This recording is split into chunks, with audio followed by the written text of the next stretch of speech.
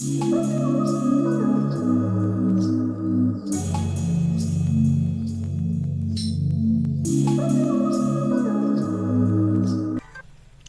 Assalamualaikum warahmatullahi wabarakatuh. Salam, Om Swastiastu, Namo Buddhaya, dan salam kebajikan untuk kita semua.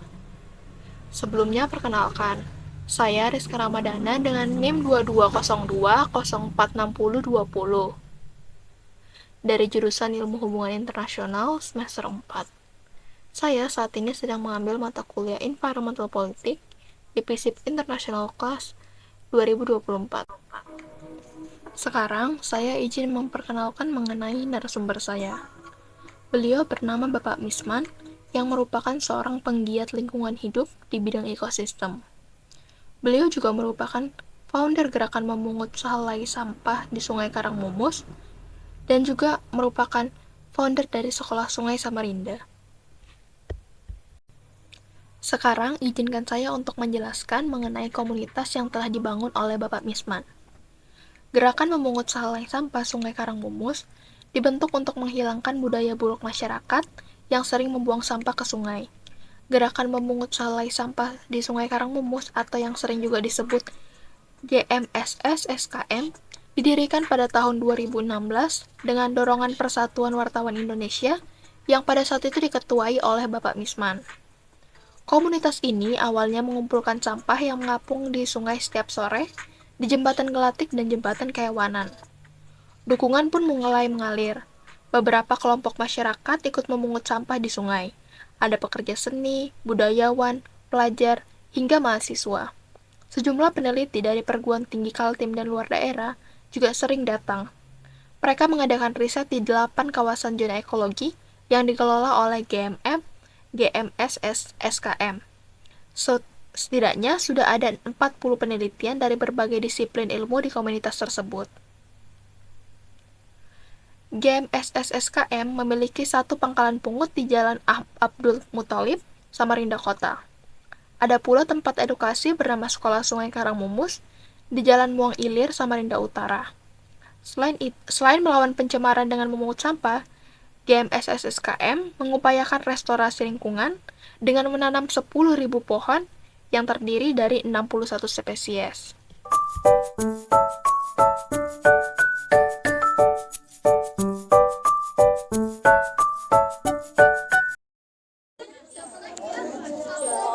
Bisa mulai dari awal dulu. Saya kemarin juga ada baca banyak sekali Pak buku yang Bapak berikan sebelumnya mengenai komunitas ini. Ya mungkin dimulai dari awal dulu Pak. Ya, karena saya kan lahir di Samarinda. Lalu Samarinda itu kan pembangunan daratnya lumayan tuh, ada gedung-gedung. Tapi saya lihat sungainya 10 tahun yang lalu lah sudah sangat jorok, nggak seperti ini. Itu gunung sampah. Nah, saya berpikir kan bahwa air ini sebuah kehidupan. Maka saya memulai dengan memungut sampah tadi. Nah, memungut sampah ini tujuannya tidak menghabiskan sampah, tapi menghabiskan kebiasaan yang nyaris menjadi budaya, tidak berbudi luhur terhadap air sebagai sumber kehidupan manusia dan makhluk Tuhan lainnya. Nah, itu. Nah, maka saya berinisiatif memungut sampah itu. Nah, memungut sampah itu kan harus ada tempat, harus ada alat. Maka saya dibantu dengan Bang Yo dan kawan-kawan membangun pangkalan pungut ini. Nah, ini untuk tempat pangkal sekalian pendidikan terkait dengan lingkungan, juga untuk tempat memungut sampah. Memungut sampah terus ada alatnya, ada pengait, ada serok, ada perahu, ada mesin ya kan. Nah, itu. Lalu kita meneruskan dengan belajar tentang keberadaan sungai di dunia ini. Kita bangun sekolah sungai di rumah. Nanti ada. Ya, ada lihat itu yang ada di lempah itu ya. Nah, itu awalnya begitu. Jadi karena saya menganggap air itu penting untuk kehidupan.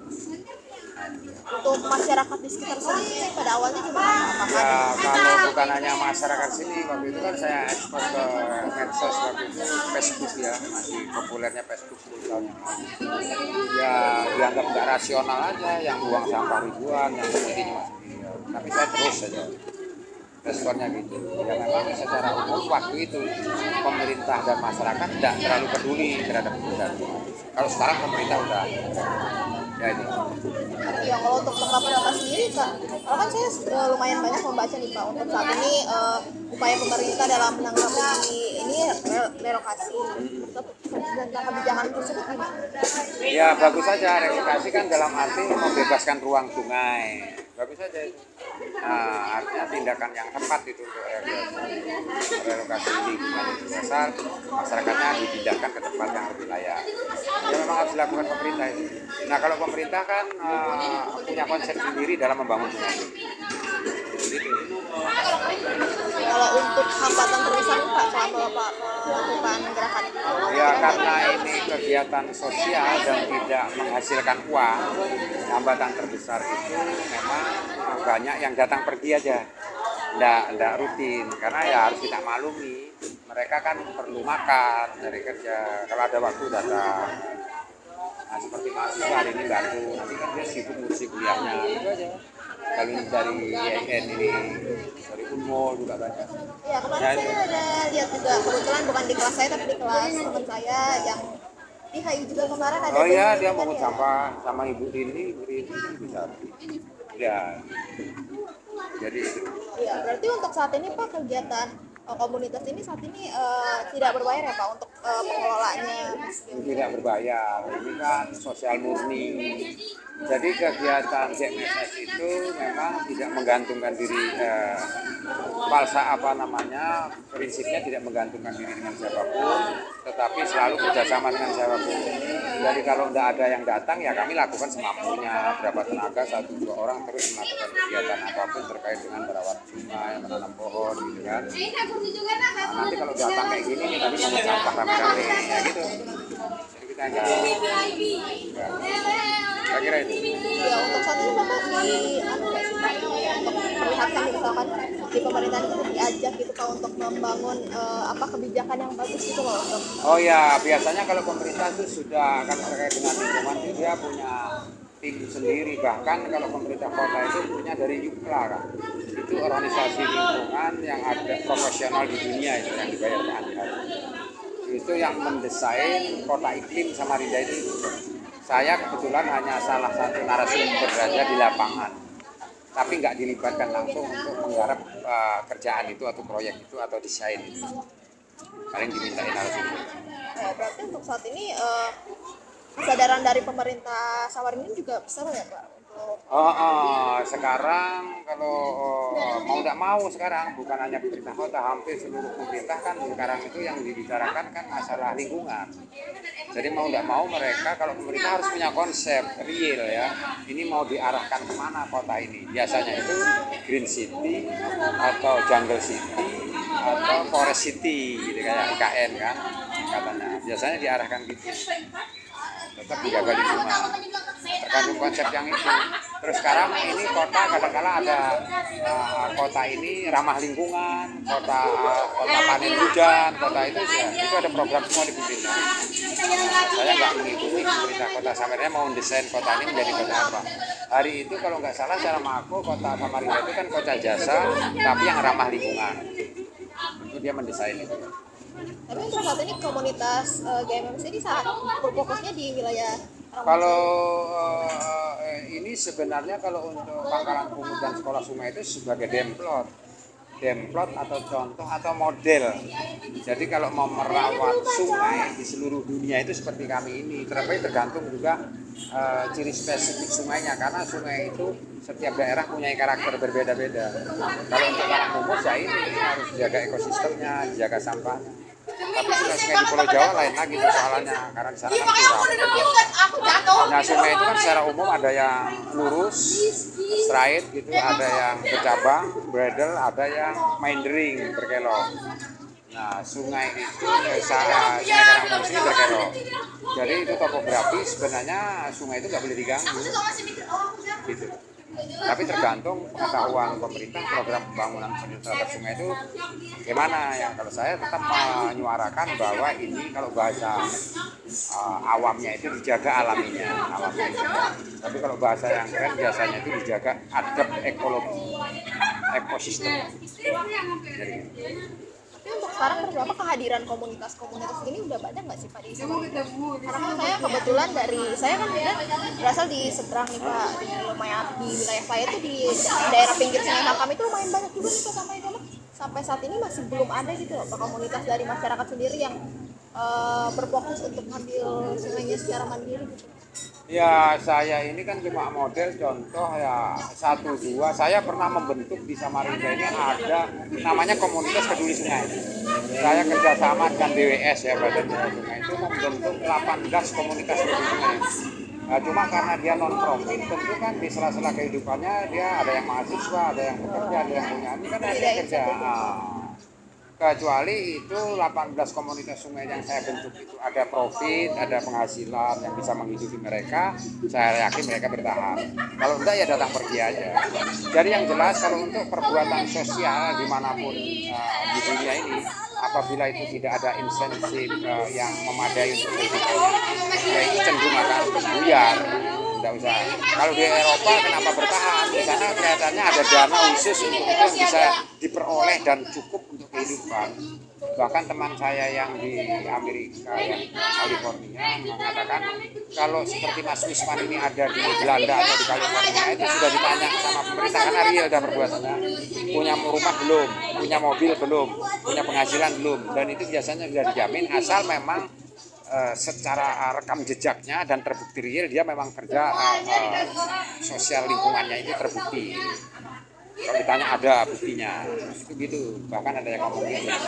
Saya pernah juga mau diluruskan untuk mendapat itu, tetapi kan yang repot saya kan bergeraknya di Indonesia. Maukah itu orang luar ngasih saya itu masih diurus, mau menggaji saya mau apa, ya, sampai sekarang belum terwujud. Bagi saya terserah aja sih kalau mau teman ada yang mau mengajarkan. Kalau saya sendiri saya nggak kesana arah. Nah, itu. Berarti untuk saat ini masih berfokus pada ini ya Pak dari komunitas dari mahasiswa-mahasiswa gitu yang Bukan hanya mahasiswa aja, ada pegawai, ada pemerintah. Sering juga kerjasama dengan Dinas Lingkungan Hidup Kota Samarinda, mahasiswa, pelajar, guru, masyarakat, perusahaan ya, ada yang datang kemari kasih ulang tahun, Pak Ikan saya mau kegiatan di sini. Banyak perusahaan, ada perusahaan perumahan dan sebagainya. Kalau mahasiswa ini bukan hanya yang di Kalimantan, ya, bukan hanya di Samarinda, dari Balikpapan, dari Jogja, dari Semarang, dari Jakarta, dari Bandung. Terus teman-teman kami ada dari Prancis yang sering datang ke sini, dari Amerika, kedutaan besar, banyak sih. Dari lumayan banyak ya Pak untuk jaringannya. ya yang jelas kalau GMS itu sudah sampai ke internasional ya, karena kan dia sudah kerjasama dengan Planet Urgent. Planet Urgent itu orang NGO lingkungannya punya orang Prancis. Planet Urgent. Kalau Anda buka kuncinya sama kamu, bisa coba kamu kita kan? Ya, besok aja dia. Oh ya. Kita aja besok. Oh ya betul. Nah, ini. Sudah pesan sudah. Atur aja sudah. Jadi gimana lagi apa lagi? Itu aja dulu. Nah jadi gini, ini kan model ya, tapi yang saya ajarkan itu yang saya sampaikan kepada masyarakat pada umumnya ketika sebelum melakukan kegiatan itu pemahaman kita tentang membangun alam dulu, membangun planet atau lingkungan hidup ini untuk kehidupan ya kan. Ya biasanya manusia tekanannya membangun alam ini itu human centris. Human centris itu misalnya dia tidak berpikir orang hutan tidak punya rumah, dia nggak berpikir buaya tidak punya rumah, biawak tidak punya rumah, bekantan tidak punya rumah, ikan tidak punya rumah. Dia yang penting manusia bisa hidup tenang. Nah, jadi hutan dihabisi, sungai dibeton, misalnya kan ikan tidak punya rumah itu nggak masalah, itu namanya human centris. Apakah saya salahkan? Itu enggak, karena dia memang konsepnya gitu. Tapi kalau kita bicara yang saya sampaikan environment centris, maka kita akan ketemu yang berhak hidup di dunia ini itu paling tidak ada 3, manusia, tumbuhan, dan hewan. Umumnya yang dominan paling serakah menurut kamu siapa? Nah itu, jadi terserah. Nah itu yang saya sampaikan. Lalu secara basic juga kalau bicara lingkungan itu harus tahu apa itu bedanya sampah dengan serasa, harus bisa membedakan hutan dengan kebun, harus bisa membedakan tanaman dan tumbuhan, harus bisa membedakan ini lahan tidur atau tidak, harus tahu ini ruang air, ruang sungai, harus tahu biodiversitas, harus tahu biotik, abiotik, harus tahu itu pengetahuan dasar lingkungan itu, harus tahu keanekaragaman hayati, itu harus tahu semua. berarti sebelum aksi itu dimulai dari pengetahuan dulu ya? Ya, kalau pengetahuan itu nggak punya, dia pasti salah melangkah. Pasti, kalau ini kan bukan sungai namanya, ini sudah kanal, karena kan di Iya. beton. Kalau sungai itu harus ada ekosistem. Ekosistem itu terdiri dari tumbuhan di airnya, tumbuhan akuatik yang enceng gondok, via kukumpai, tumbuhan di tepinya itu amfibi yang tenggelam itu hidup, kering juga hidup, lalu tumbuhan agroforestry itu sempadannya yang tanaman buah dan campur tanaman buah. Nah, nanti kita akan tahu itu tanaman produktif, tidak produktif, bagaimana cara mendidik sampah, dan bagaimana cara mengelola sampah, dan seterusnya. Yang saya sampaikan.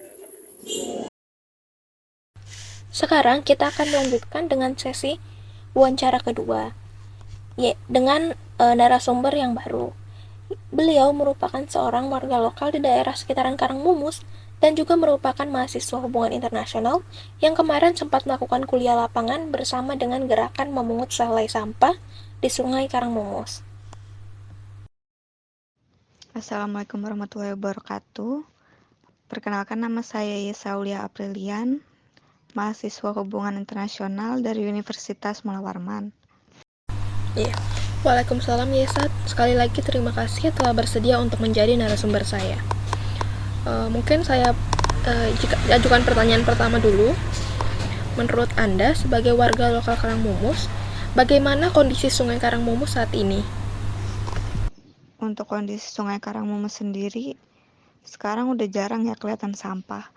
Bahkan di sekitar Sungai Karangmumusnya itu udah gak ada sampah. Tapi kalau di sungainya emang masih ada sampah dikit. Untuk wilayah Karangmumus sendiri, apakah sering melakukan kerja bakti? Saya jarang sih ngelakuin kerja bakti di Sungai Karangmumus, karena emang kerja bakti di Sungai Karangmumus itu jarang, nggak sering. Iya. Sebagai warga lokal sendiri, apakah Anda mengetahui mengenai adanya komunitas gerakan memungut selai sampah Sungai Karangmumus? Iya, saya tahu ada gerakan memungut selai sampah, karena udah dari bertahun-tahun yang lalu sering ada universitas-universitas yang ngelakuin kegiatan memungut sampah di sana. Bagaimana pendapat Anda terhadap adanya gerakan memungut selai sampah di Sungai Karangmumus? Pendapat saya terhadap gerakan ini sih bagus ya, karena sekarang ada yang ngatur dan ngumpulin orang-orang gitu buat ngumpulin sampah-sampah bareng. Kemarin juga sebelumnya ada melakukan kegiatan kuliah lapangan ya di Pangkalan Pungut dan di Sekolah Sungai.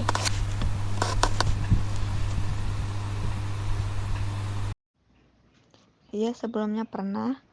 Kami satu kelas sebelumnya ada kegiatan di Pangkalan Pungut Sungai Karangmumus dan di Sekolah Sungai yang ada di Lempake.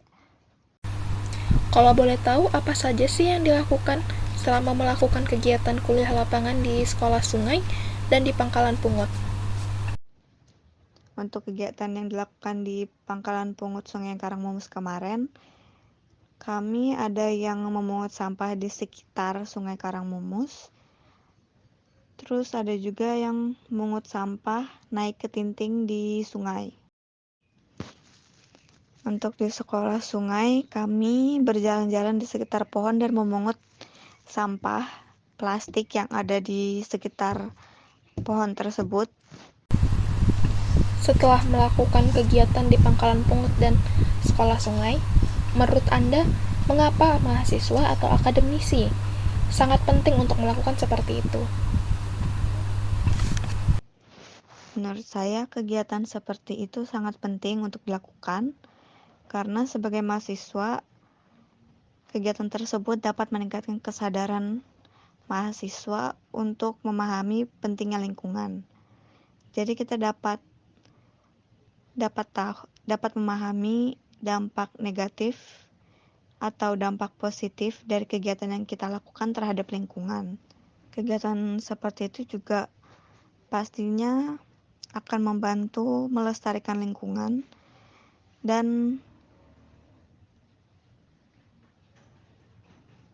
dan memotivasi orang lain untuk ikut berpartisipasi dalam menjaga lingkungan. Kita telah mendengar wawancara yang telah saya lakukan dengan Bapak Misman dan Yesa. Dari wawancara tersebut, kita dapat melihat mengenai pentingnya gerakan lingkungan atau environmental movement terhadap masalah lingkungan yang terjadi di sekitar, atau dalam kasus ini di sekitar Sungai Karangmumus. Mungkin untuk saat ini itu saja yang dapat saya sampaikan. Terima kasih atas perhatiannya. Mohon maaf apabila ada kesalahan kata, baik yang disengaja maupun tidak.